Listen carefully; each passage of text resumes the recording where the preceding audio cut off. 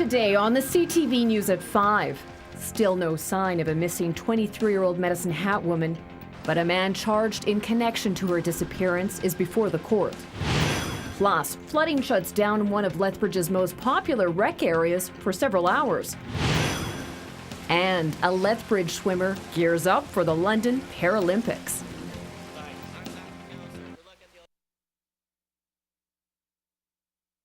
CTV News with Jackie Scantlebury.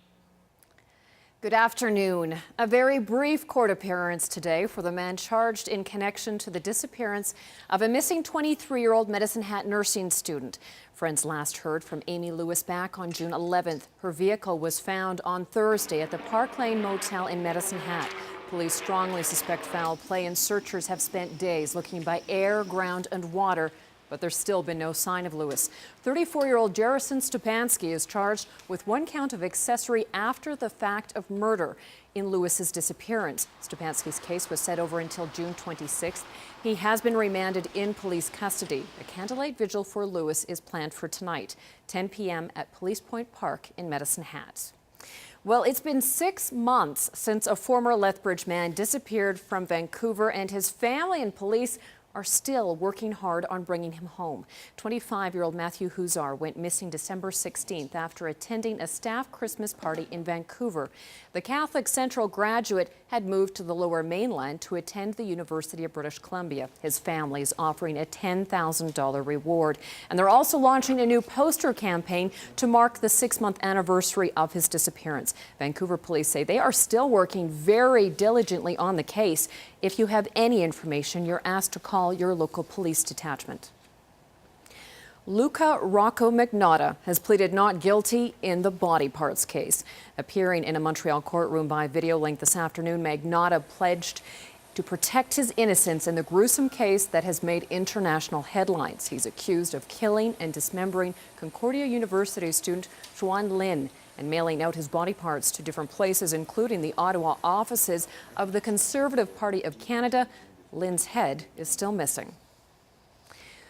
Well, the federal government has put the brakes on eavesdropping at border points. The Canada Border Services Agency was planning to upgrade its security systems. The changes would include powerful microphones that can hear and record private conversations. CBSA said the move would help fight organized crime, terrorism, and illegal immigration.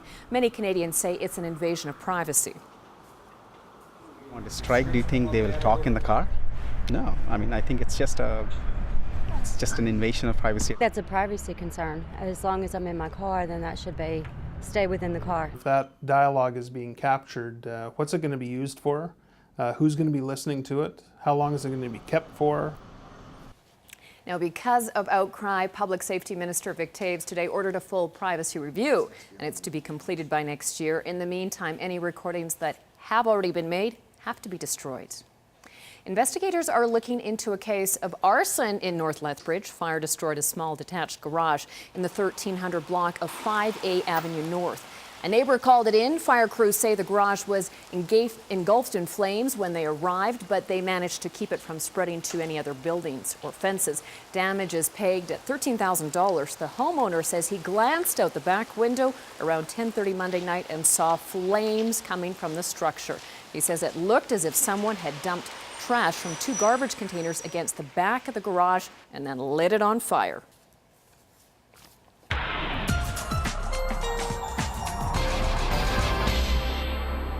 Let's check in with Dory Rossiter for our first look at the forecast. And we're going to see temperatures climbing up the scale, Dory, over the next few days, but conditions are still going to be pretty unsettled. Yeah, this is a huge low pressure center that we're not out of the woods yet. It's still trying to move eastward, and we'll talk about that in a couple of minutes. But left in behind is this leftover instability, and we're going to get some reinforcement once we get into Friday for another round of that scattered shower activity and possibility of thunder showers. So it's just continuing, and I'll have all the details in just a couple of minutes.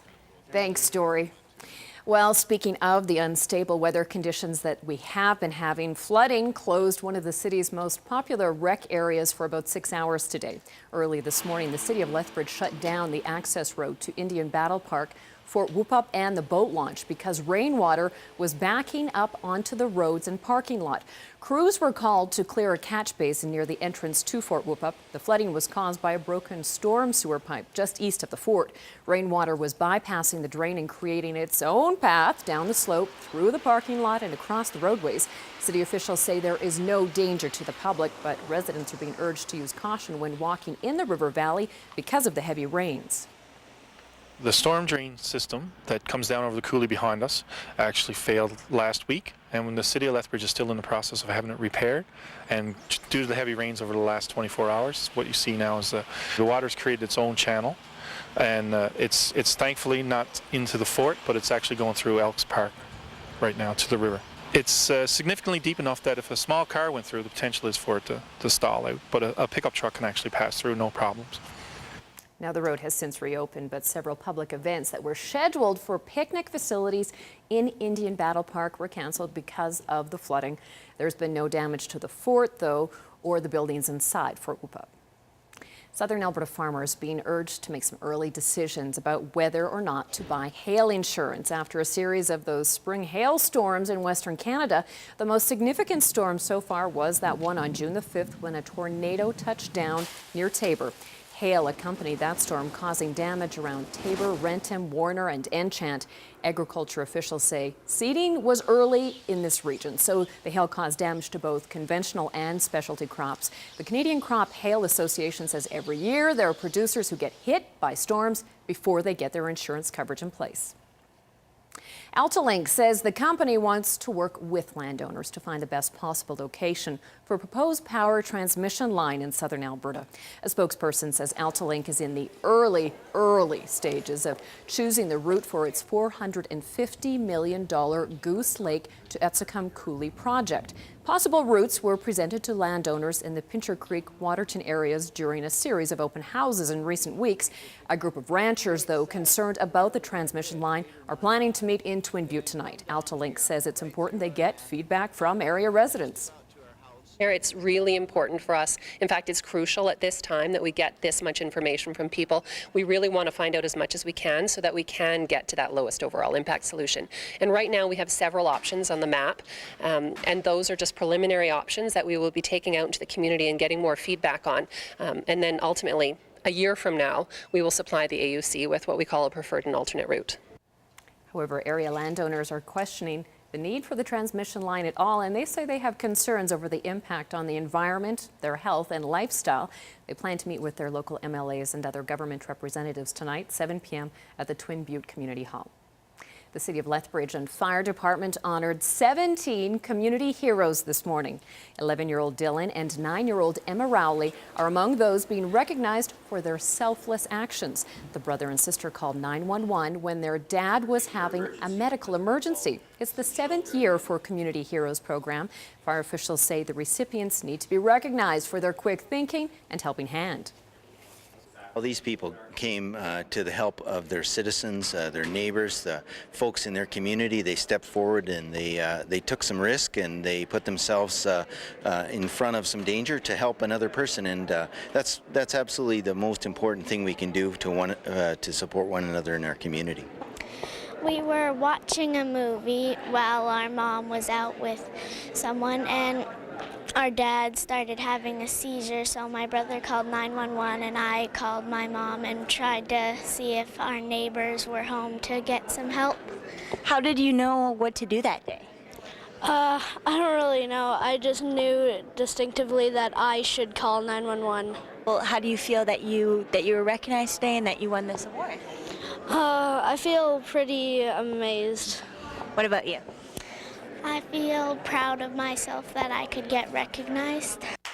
Way to go, Emma and Dylan. Now, CTV's Dory Rossiter was also given a very special award during today's presentation for all of her work with the fire department. Dory helps produce videos for the department to get their messages out to the community. Congratulations, Dory.